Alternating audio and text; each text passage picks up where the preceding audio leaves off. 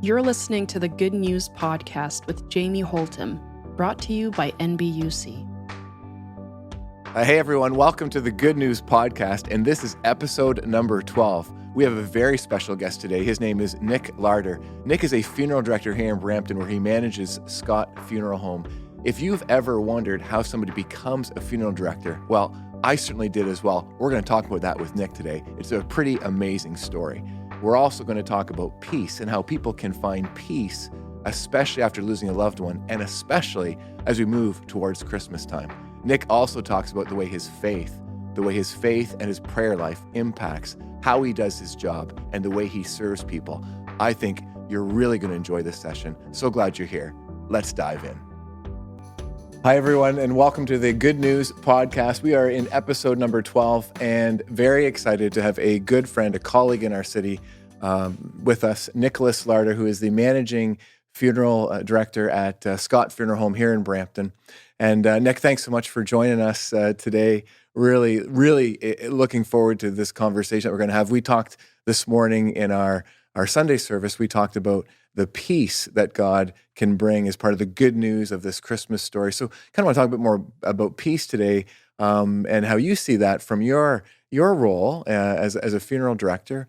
But before we get to that, I'd love to hear a bit about yourself and what life is like for you as someone working at a funeral home, day to day, week to week. Well, thank you, Jamie. It's a pleasure to be here, and it's an honor to be asked to join you on these podcasts.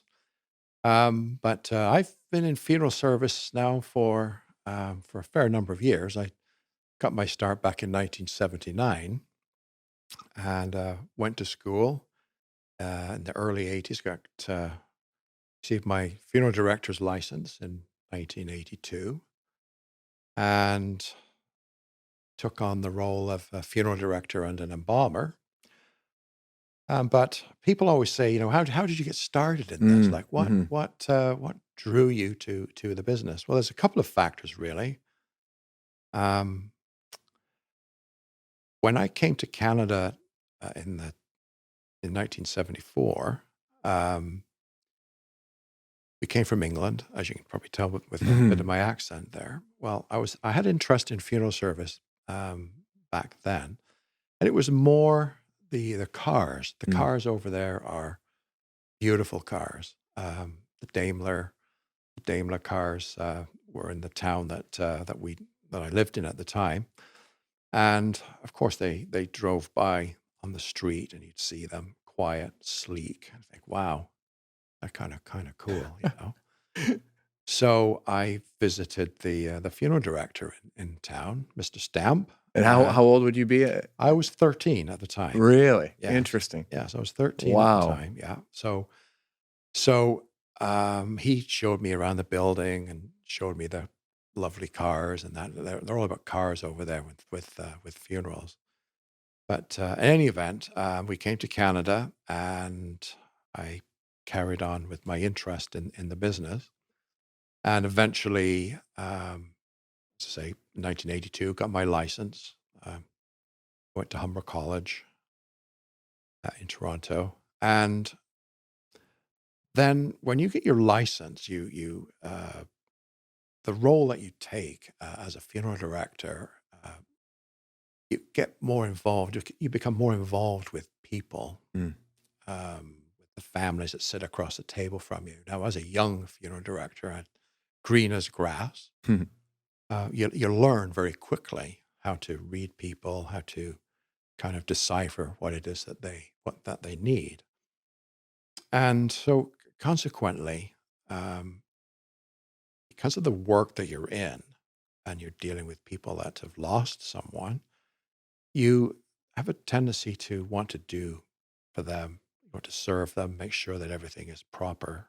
Like the flowers are set up nicely, the room's clean, there's Kleenex and all this kind of thing, but then when the family says to you, thank you so much for everything you did for us, it's your job. So you just do what you do. But it meant something because it meant that you had helped them over a hurdle. You helped them through a difficult time in their lives.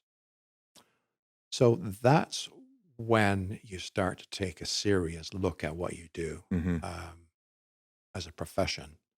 Because the more people that you meet, the I was mostly an arranger Mm-hmm. in my younger years, and you get good at it. Mm-hmm. Because you sit down with every family is different. You sit down with them, and they tell you what they want. And some families are very quick to tell you what they don't want, which again Sure, that's is great. helpful. It's Mm-hmm. very helpful. Yeah. So you're not wasting their time. You can say, okay, do you want to do this, this, and this? So I saw myself really as a problem solver, Mm. um, overcoming the hurdles of timing, scheduling, place of service, and all these kind of things. And we, as funeral directors, we're all cognizant of the fact that there's time limits when somebody's passed away. Um, Usually the old style was you'd visit for a day and you have the service, or you visited for 2 days, Yeah. then you had the service, followed by the burial or the cremation. But when you look back at what you do, you have a sense of satisfaction, Mm-hmm. Mm-hmm. a sense of satisfaction, and the fact that you've helped somebody again. Mm-hmm. Mm-hmm. And sometimes you feel like you haven't really done anything, Yeah. but to them, you've done all kinds of things. Yeah. Yeah. Absolutely. It's really it's a fascinating business to be in. Yeah. Today, it's more challenging due to COVID, Yeah. with the restrictions that are placed upon us. Yeah. But we're able to offer families some sense of celebration. Yeah. You know what's interesting? I think if people are watching this or hearing this, um, my guess is they might be surprised to hear you talk like this, in that I think when people think, oh, you work in the funeral industry, you're dealing with people who are grieving, who've experienced loss pretty much every day. That's what you do. Wow, that must be so sad. That must be so depressing. And actually, to be honest, like I mean, I don't just do that. I do a number of different things, but one of the things I do is do funerals for people. And I know I get that quite often. It's like, oh, it must be really, and absolutely, like your heart breaks for people. From my own experience, Mhm. your heart breaks for people, but you have no doubt that you go home that day and you know you helped people. You brought hope. Absolutely. And for me, there's always this sense of recognizing how fragile my life is. And I always seem to come home from a funeral, especially the most challenging ones, to be honest, even more so, more grateful for my family and the people who I have in my life than ever before. So what's your response? Because You like see, people would think, well, it must be a sad, depressing kind of job, but I'm not catching that from you at all. no.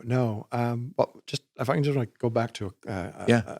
your comment about fragility Yeah. of life.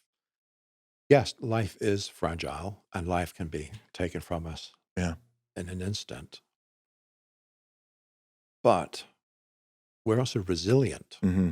where there's a resiliency of spirit in Mm-hmm. humans that I've seen, and it's really, really amazing. Although we are fragile, Mm-hmm. absolutely we Mm-hmm. are. But how I deal with the stress of death is work. Mm-hmm. Okay, just to put it bluntly, is Okay. work, Yeah. because I have my work life and I have my home life. Now, I also have a sense of humor, and you'll find that probably lots of funeral people have wacky senses of humor. Mm.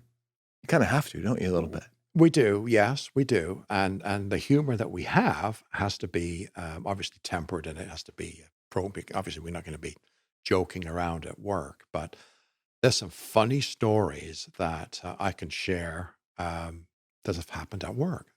Love to hear one of those. You know, Please. well, okay. Well, I used to work in Hamilton, and we were in an Orthodox church, and the casket that the family had selected was a hermetically sealing casket where you'd use a key to close it, to lock it.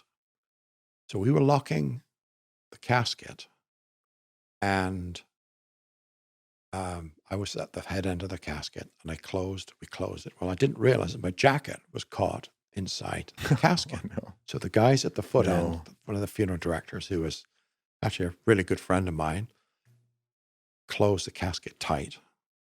So then I turned to come out of church with the casket, and almost my jacket almost came off. And it was so I had to undo the Oh casket and no. take my jacket out and had to redo the casket sealing again. But one of the funniest stories was when I was a student in Toronto. I was told to take the funeral hearse to one of the funeral chapels, and I was to follow the directions of the funeral director that was in charge.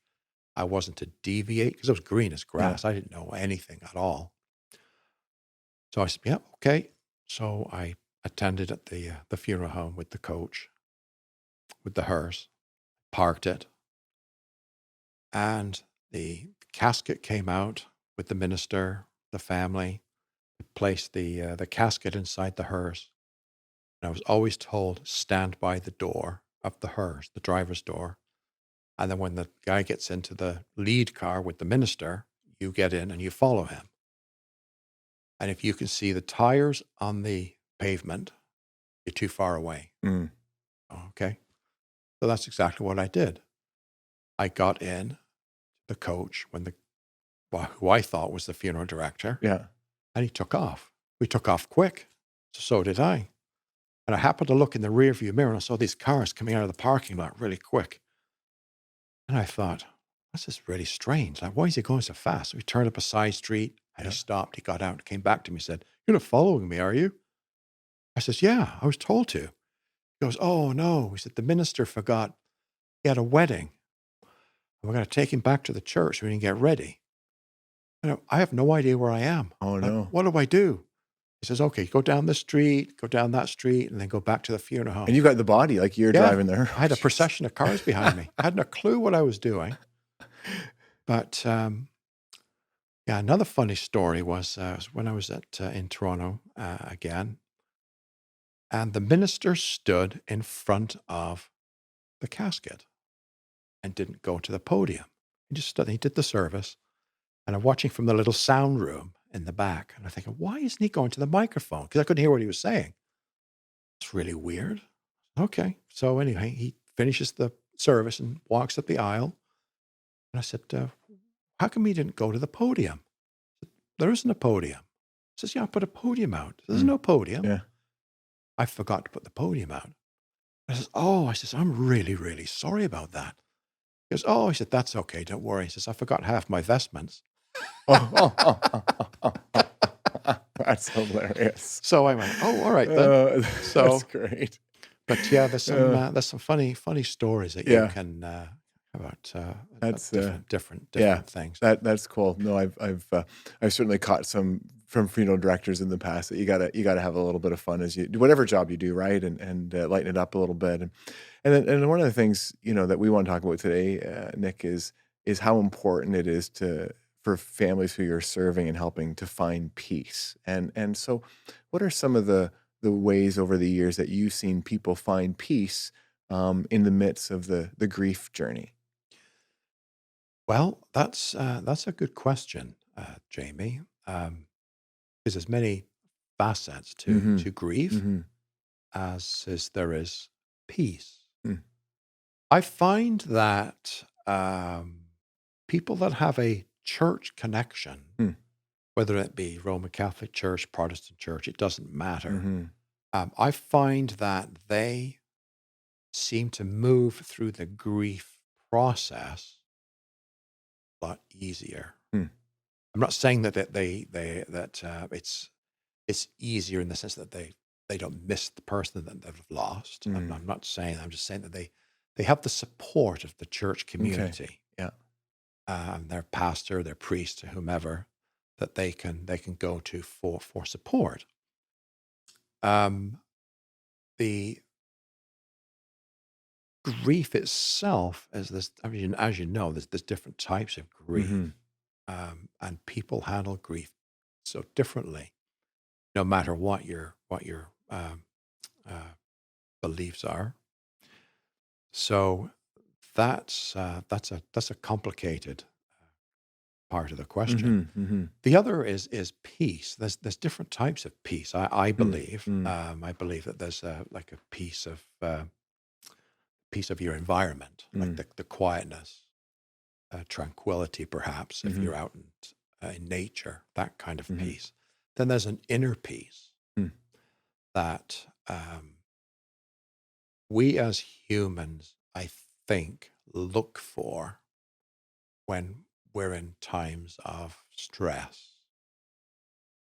And the peace that some people look for is somewhat elusive because it's something that they don't know how to find peace. So then we go back to the church and the church community. But the peace that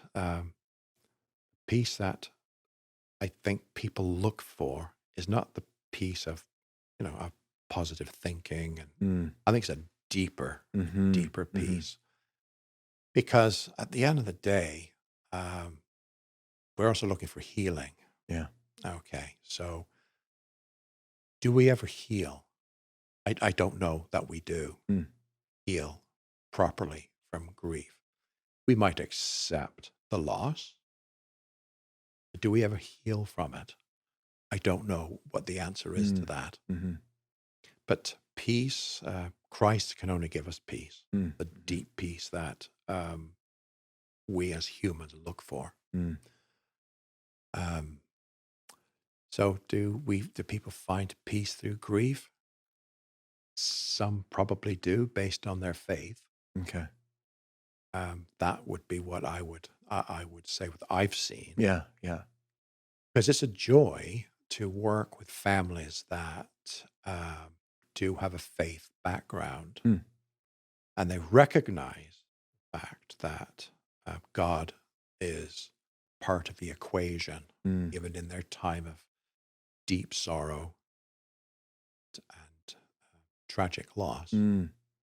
So you would see a difference in families that have a faith background and a church connection than those that may not. Yes, I do. Yes, What I would do. be some of the differences The that you would difference see? there seems to be a lot more anguish, and again, I put that down to our need as humans to want that peace that seems to be elusive. And a lot has to do with your belief, what your belief system is. I mean, do you have a Christian worldview? Are you a person of faith? Is the family a person of faith? The deceased, were they a person of faith? Like when my dad died, for example, I knew he was a person of faith, and I know that he was a Christian man. But his friends and that some of them aren't Christian people and weren't people of faith. So how they grieved, it's hard to say how they grieved because again, we deal with it in such different ways. As humans, we're complex. Yeah. We are complex. God made us with feelings, emotions, and complex. Our experiences too, our life experiences also determine how we deal with things too, to a degree. Yeah. You know. Yeah, absolutely, absolutely. Nick, you are a person of faith. You're a Christian. We've chatted about that before in some of our interactions, and it's just glad to have those conversations with you. How does that, being a follower of Jesus, a person of faith, how does that impact the way that you go to work each day, the way that you do your job, especially such a significant job where, as you said, you're with people in times where they can be broken and in pain and hurting? It's huge. It's huge. As I've gotten older and become more mature, I think, well, for me anyway, I start to explore different avenues of faith. Like I read my Bible more Okay. than I did, let's say, 10 years ago. I pray more than what I did. And I've also gone into, praying specifically now. Instead of praying generally, I now pray specifically. So I will pray for families that we have. I will ask that God provide them with comfort Mm. in some way. Wow. It's a privilege to pray for people. Mm. I will pray. I will start my prayers off with thanksgiving always, because I'm a blessed person. Mm-hmm. I have a great family. Live in a great country. Despite everything that's going on, I still feel blessed.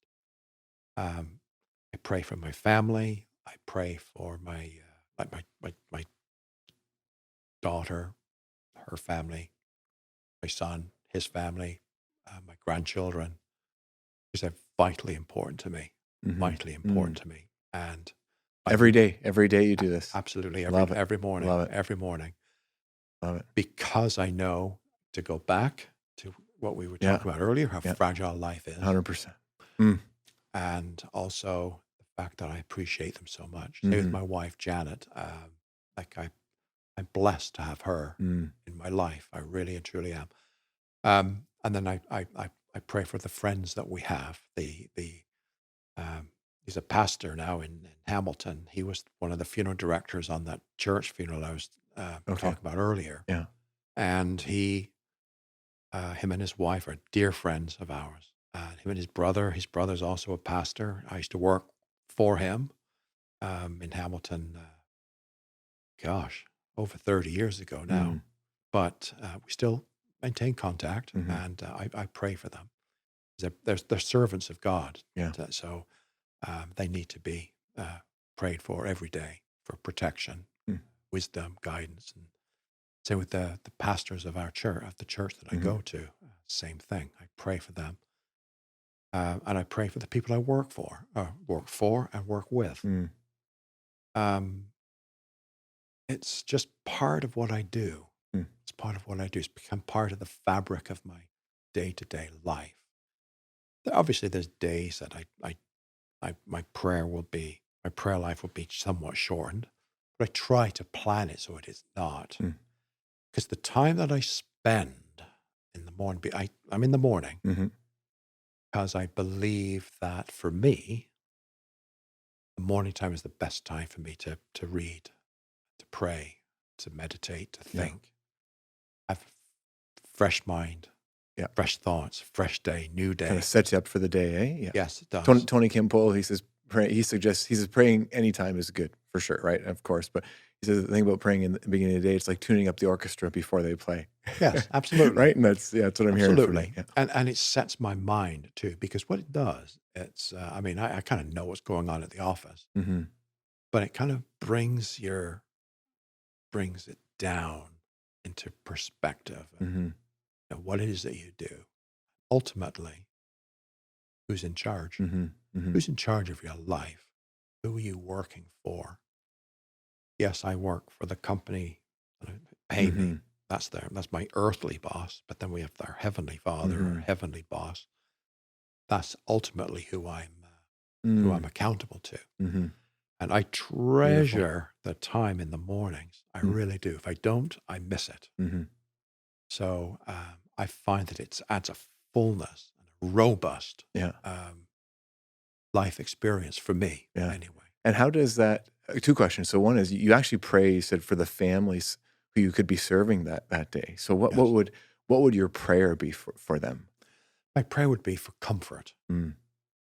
Comfort and peace that they would find. Because if I pray for a family for comfort and for peace, I don't know what their life experiences are, what their background is, and I have no way of knowing how the Lord is going to work in their life. I know we say He works in mysterious ways. He does. That's not for me to know, but I count it a privilege to pray specifically for families that I know that are struggling. I mean, we looked after that tragic car accident in June. I specifically prayed for that family at home. That was tough going. It was rough. And it was It was hard on the staff. Mm-hmm. So I prayed for them as well. Nice. Yeah. And now, do they know I prayed for them? Probably not. But that doesn't matter. No. Yeah. I still do. Do you ever tell a client or someone a family that you're serving? Do you ever tell them that No. you're praying? Okay. No, I don't. Mhm. The reason I don't is because there was a friend of mine who was a Christian funeral director. He did tell people, and he would actually pray with them at the arrangement table. Okay. And it backfired one day, and he got into some trouble Mm. because it was his personal belief. It wasn't the family's. Okay. So I thought, okay, Sure. Yeah. I'm going to kind of handle that one very carefully. Now, I will talk to families about church, Okay. about Christ, Yeah. about things of faith, and if you will. I don't mind doing that. In fact, it's a great way to have a conversation with people. Mhm. It really and truly is. That's so awesome. I love that you pray for the people you're serving. How does that prayer for them, that time of prayer with God in the morning, how does that impact how you do your job, how you go to work? It gives me perspective. Mm, Gives me perspective on what it is that I do. Now, I right now my role is really to manage the business, so I don't usually go and meet with families and make funeral arrangements. But I have the overall, um, uh, not authority is not the right mhm. word, but I'm an overseer, then, if Okay. you will. Yeah, you Of- lead the team, the staff. yes. Mhm. So I mean, when I see that there's problems or there's a potential complaint or Mm. potential something that could go sideways, that could impact the family and the business, that's when I start to think, okay, I need wisdom. Mhm. So I don't consider myself a bright guy, so I depend on God for wisdom. Mm. And He does say, "Those who lack wisdom ask, and it Mhm. shall be given to you." Mm. I take that very seriously Nice.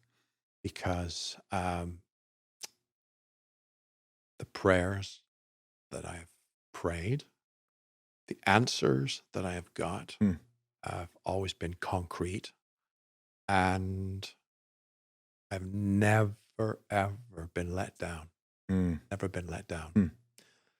So I pray very carefully for wisdom, for Mm. guidance, and I've always received it. Yeah. So Yeah. it's good. That's awesome. It's good. You get this again. We talk about Peace, peace. right? Yeah. You get a peace in your heart. You're gonna go through this. Mhm. You're gonna go through this rough waters. It's rough Mhm. sometimes. You go into these circumstances where um, people are angry. Yeah. People are angry, and they're angry at you. Yeah. That's okay. Yeah. So it's not always a bed of roses Yeah. just because you've prayed and It's a great point. Yeah. it's not. And I get it. Yeah. I get Yeah. it. Yeah. But I know that Christ is there Yeah. and He's there to help. Yeah. Well, you talked earlier about that inner peace versus the peace of your situation or tranquility and the surroundings, and you could be in some very stressful situations, leading your team through some. I know the situation you talk about from last June. That was heavy and hard, and for you to have that peace of God as you came into work, even without talking about it, my guess is people catch that from you, and that's very cool. Well, my boss uh, has commented before that I like a calm Yeah. work environment, Yeah. which I do, because there's so many work environments now that are not conducive to thinking, Mm-hmm. to an environment uh, that produces a calm Mm-hmm. Mm-hmm. environment. Yeah. Because if you're dealing with people that are under stress to begin with, Mm, you need to be in a calm hmm. Yeah, environment for yourself yeah, so that you can actually look after these people yeah, because um, you're no good to them. yeah, You're no good to them. yeah, You can't when you're talking to them, you can't. You have to. You can empathize with them, but you're there to serve them. yeah, We're professional people, and they're looking to us for guidance and yeah. for help, not to cry on their shoulder with Hmm. them. Even though you may feel Hmm. great sadness, you still have to do your job. Yeah, yeah. You still have to do your So job. that peace that God gives you through time of prayer in the mornings really does impact how you do your job and how you come and how you're able to lead them. I just anyway, I Yes, love that. I yes, love it that, does. Nick. Yes, Love it it. does. Love it.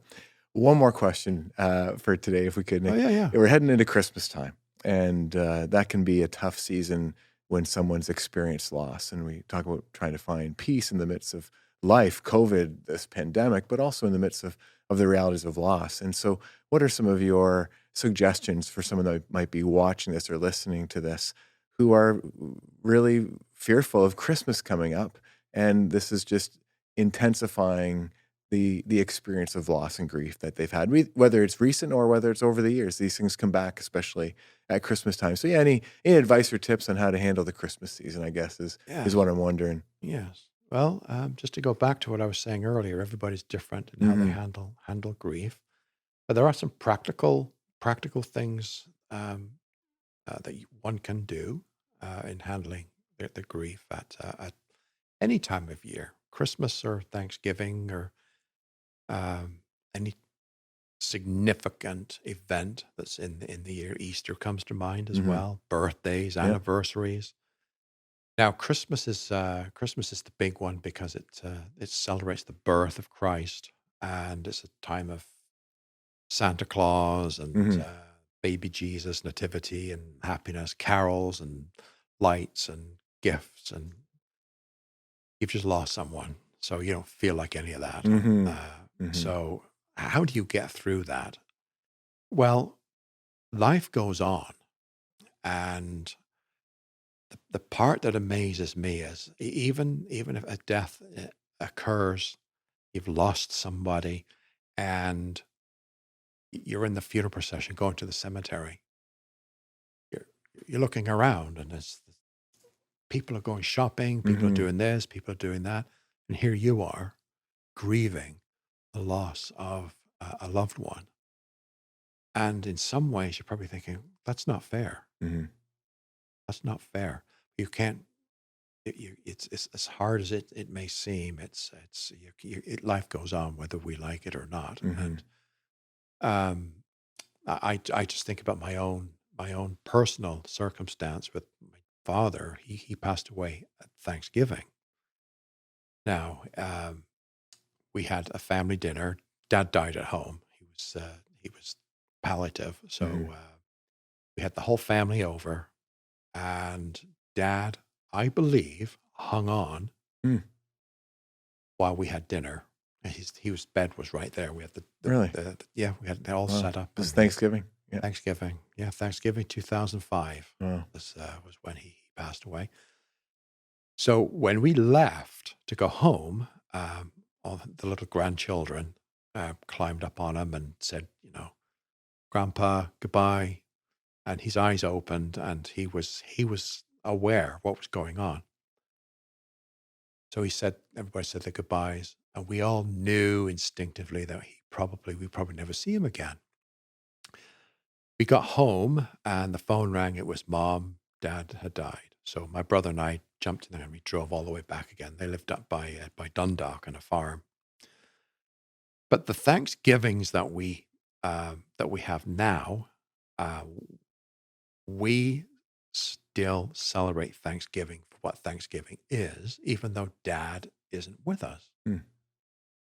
We miss him obviously because he was an integral part of the family, and but the fact is that he died Thanksgiving. Now, when Thanksgiving approaches, I always say, "Well, Dad died 15 years ago, Thanksgiving."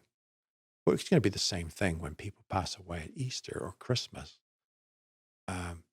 It's going to be really tough at first. But then as the time goes by, you'll never forget them. Mm-hmm. The Christmases, the Thanksgivings, Mm-hmm. Easters, that will never, ever be the same. But you'll go through them.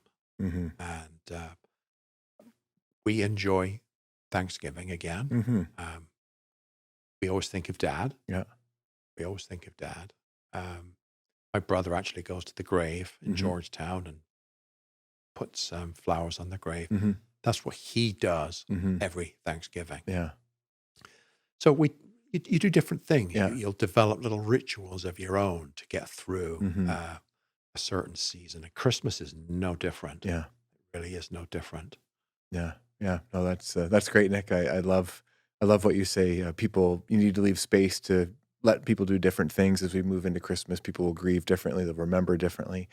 And to know that you can still remember your loved one and celebrate that holiday. And maybe for some, this may not be the year, maybe a tough year, but one day, as you say, you will be able to celebrate that again, and just to hold on to that hope and the peace that comes with that hope. Yeah. Yes. Yes. Oh, Nick, thanks so much for being a part of our podcast today. You're welcome. Love what you've brought to the conversation. Really appreciate the way that you do your job and the faithful way that you do it, and love that who knows who might hear this today and say, I want to start praying in the beginning of the day because I can see how it impacts the way Nick does his job. Doesn't matter what job we do, that'll change and impact how we do it. So God bless you, my friend. Thanks so much for joining us today. Really good to have you. You are very welcome. A pleasure. A pleasure. Awesome. And thank you for joining us today on the Good News Podcast. We hope and pray that you have a great day, a beautiful week. God bless you, and we'll hopefully see you next time. Thank you for listening to the Good News Podcast with Jamie Holtum. If you liked what you heard today, please share it with a friend who may benefit from today's conversation. And if you want to hear more, be sure to subscribe to this show and turn on your notifications so you never miss an episode. Thanks again. We hope you enjoyed today's discussion, and we'll see you next time.